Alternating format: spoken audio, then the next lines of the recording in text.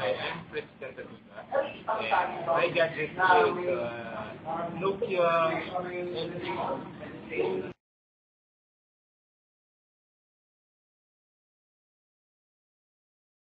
On a daily basis, I bring with me my music player, my camera, my cellular phone, and my organizer for work, for sending office emails. This one has it all actually. And when my phone before this one was Samsung U700, so it basically has 3G. It's super slim. It has long battery life, and it can play various multimedia formats ng mga files. Well, this one has them all plus more. It has HSDPA, and yung browser niya for net is much more better than yung existing dun sa ibang mga phones na ginagamit ko.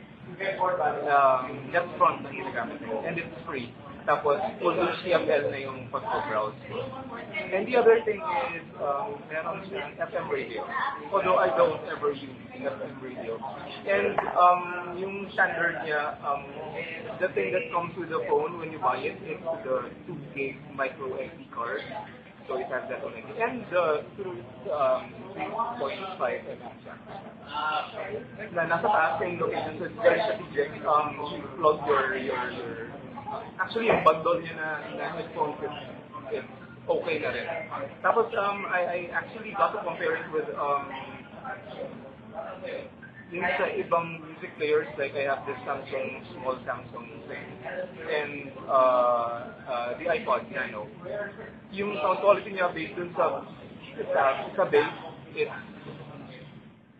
like, siguro mga several levels better than others.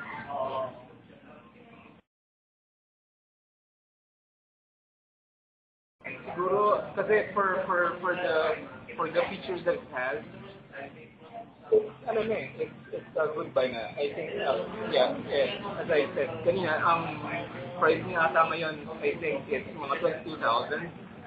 Tapos available na siya with yung mga service provider, mga mobile phone carriers, providers like Logan Smart.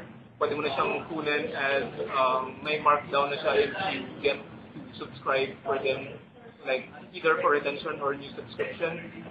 I got this from Smart for 1,000 pesos for 1,800 plan for retention.